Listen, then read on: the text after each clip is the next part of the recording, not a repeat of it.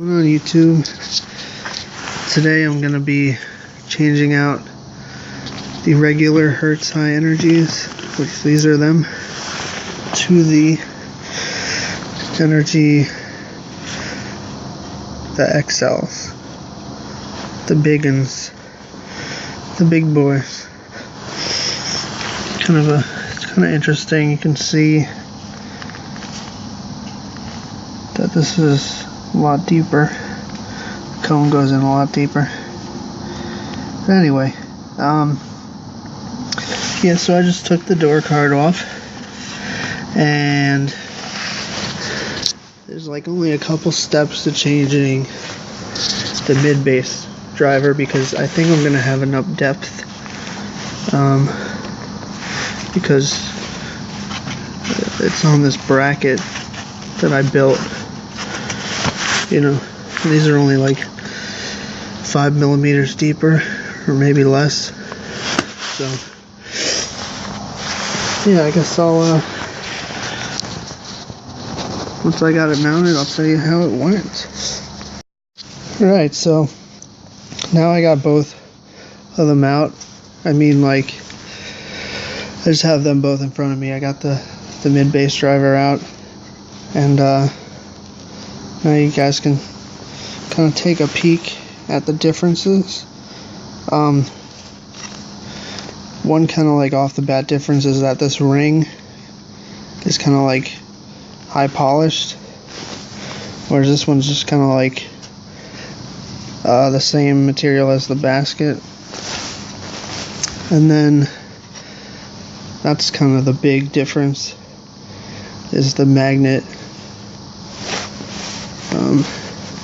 Trying not to drop these, but as you can, like, if you hold them, you know, these are still pretty heavy, but these are like twice the weight. It's fucking crazy.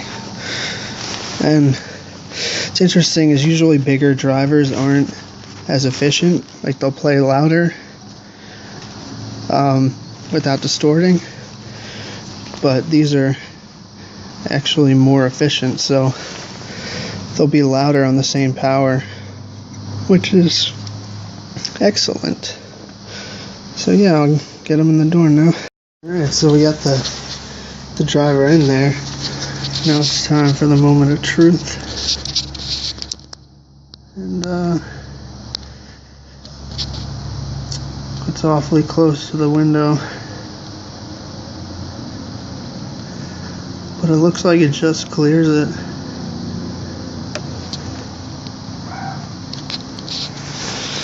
I don't know. I'll let you know in a second. Alright guys, so I got the mid-bass back in, or, you know, in the XO. So over there you can see there's a regular and the one for the right door. And I don't know if you can see in there, but the magnet is like less than a millimeter from the window, with the same you know, mounting bracket and everything. So it was a close call. Granted, I would have made it happen, but it's nice to not have to deal with that. And over here, I just spent like, I don't know, 30 minutes or something getting this old tweeter out. And here's the tweeter pod. And I gotta see about, you know, how I'm gonna get it in there and make sure it still looks pretty and everything. So yeah. Okay, so you can see over here, you got that tweeter, and then this tweeter. This is the XL. So I have this side installed. I'm doing that side today. I was just kind of curious to see how, like, if we did a balance to the right versus a balance to the left.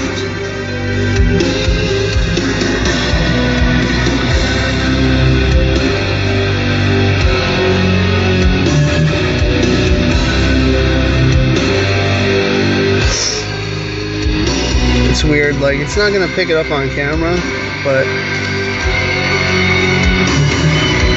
it already sounds so much better. But yeah, I don't know if the camera can see that tweeter, size of that tweeter versus this, because it's only about 3 millimeters of a difference, but 3 millimeters is a lot when it comes to, you know, frequency response of a tweeter. And the reason you want to have bigger tweeters, and it's not only bigger tweeters, it has to be good tweeters, you know. But the reason you'd want that is because you can get the lower the frequencies a tweeter can play, the better, because it raises the sound stage, so it doesn't sound like the music is coming from the floor. It sounds like it's coming from up here, like it should be. But anyway, yeah, I'm just gonna keep doing my thing, and I'll cut you back on when I'm doing the other tweeter. I guess I can show you how I did it. Little update. You can see I got the heat gun, soldering iron, random ass screwdrivers. This is the drill I got for Christmas. It's pretty nice. Makita all the way, baby. So yeah, as you can see over here, it's ugly. Whatever. Get the XL mid bass in. I've noticed that the cone is a little bit more shiny. You know, I'm still figuring out all the little nuances and whatnots, but yeah, man, got the other tweeter out, and as you can see right here, it's the other tweeter pod.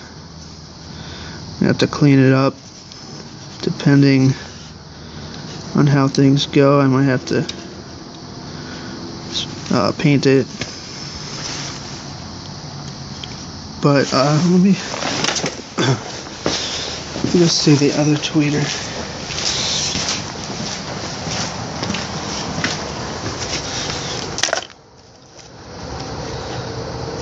So with this tweeter, as you can see, I needed to, there's like this kind of beauty ring I had to put on so that it would be flush, but the way the new tweeters are, this outer circumference is the exact same size as the new tweeter, so basically I just gotta clean up in here to give it enough room to push in, and then RTV it in from the back. And, yeah. Also, this is one of my favorite screwdrivers. It's a #1 Phillips, but it's I don't know. It's like precision, but not at the same time. It's kind of cool. Anyway, I'll cut you back on when I got everything going. Oh yeah, here's the old mid-bass drivers. They do look very similar, but there's a big weight difference. Here's the other one. I'm going to keep these as backups in case something ever happens to these, but I don't think we'll have an issue. But yeah, okay. What's going on, guys? Just figured I'd just want to show you my process of how I make these tweeter pods. So these are like the stock tweeter pods that come with the EX coupes. You know, I think 2001 to 2005 Honda Civic, if not at least 04 to 05. But anyway, they're a nice looking tweeter pod. As you can see, I've pretty much done, you know, we're coming towards the end here, but it's weird. I have a hard time explaining what I'm doing. You know, it's like I just know what to do, but to explain it, so okay, here's the tweeter, right? So what I use is a digital caliper, and you don't need to spend like $60 to get one of these, you know, but basically, fucking battery fell out. I'm an idiot.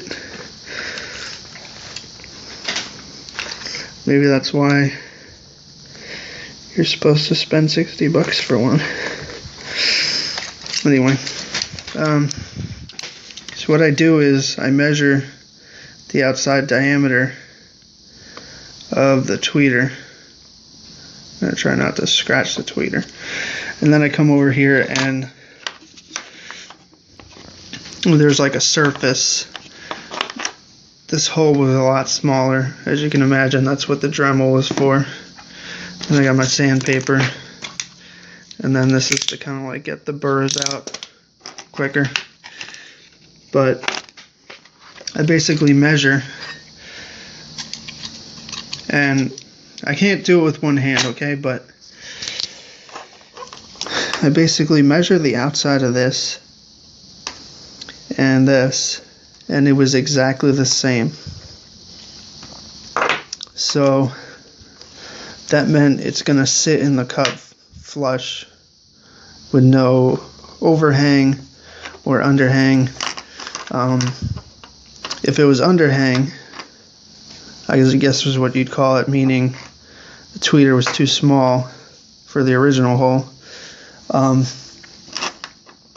What I do is I cut, they usually give you a beauty ring with the tweeter, and what you can do is cut it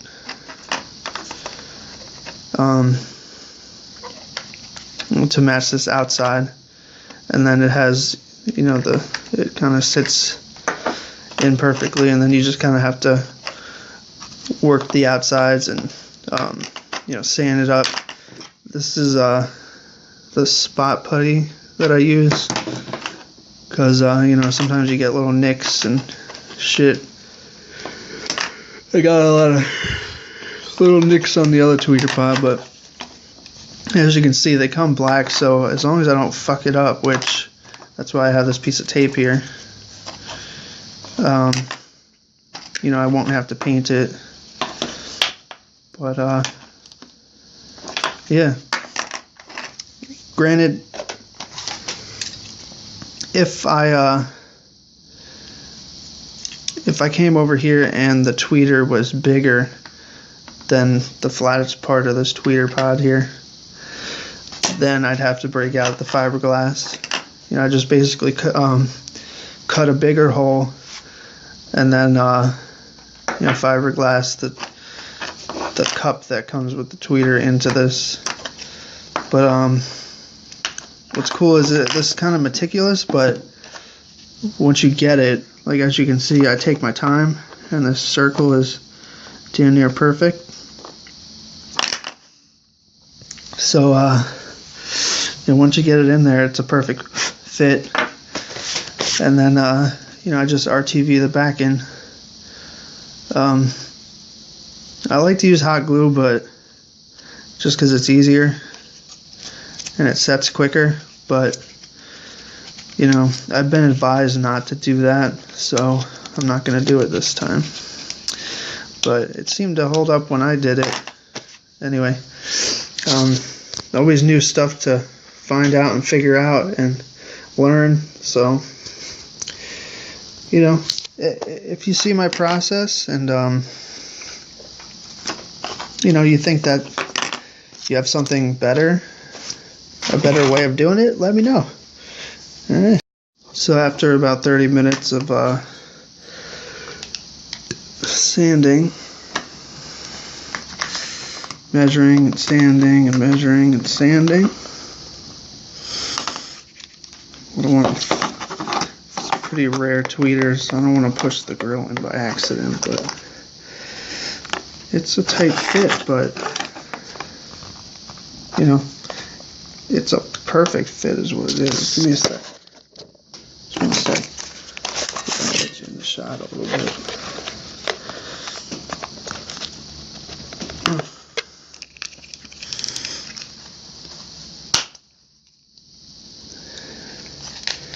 Shit just snaps in. And it's so tight that it's like, it's friction fit, you know what I'm saying?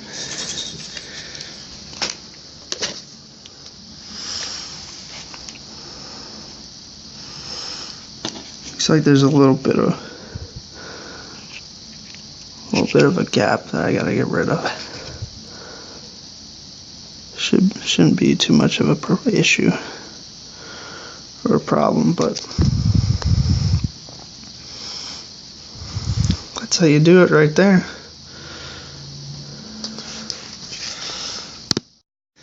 I just did a couple more minutes of you know, sanding, and as you can see now, there is no gap. It is completely flush, and there's the back view. This thing barely fits in there. It's kind of amazing, actually. Like 1 millimeter bigger, you know, on the housing, and I would have had to make fiberglass steer pods. But yeah, so I'm gonna, you know, I like to wrap up the back in Tessa tape and then solder my leads on, and then we'll be good to go. Alright guys, so just to wrap this video up real quick, I got both sides done.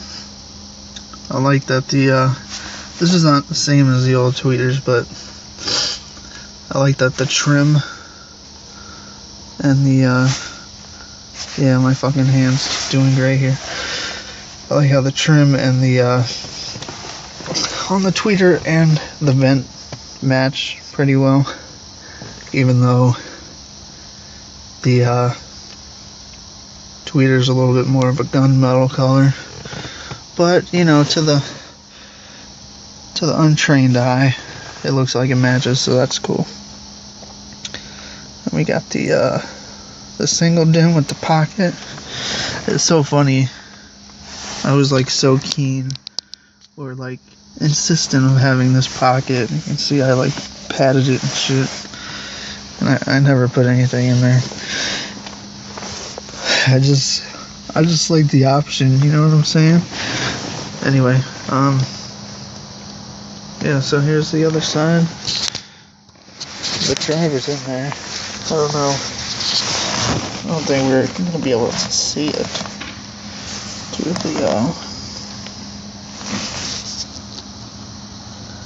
the grill. It ain't happening. But anyway, so I've been tuning a little bit, as you can see, tuning my my helix. Still got quite a ways to go, but like a preliminary kind of tune, man, These things are amazing. Like, I don't know, I was worried I wasn't going to be seeing much of a difference, but I was willing to go through with it anyway, just to kind of have the last of the great Hertz speakers, you know, kind of like,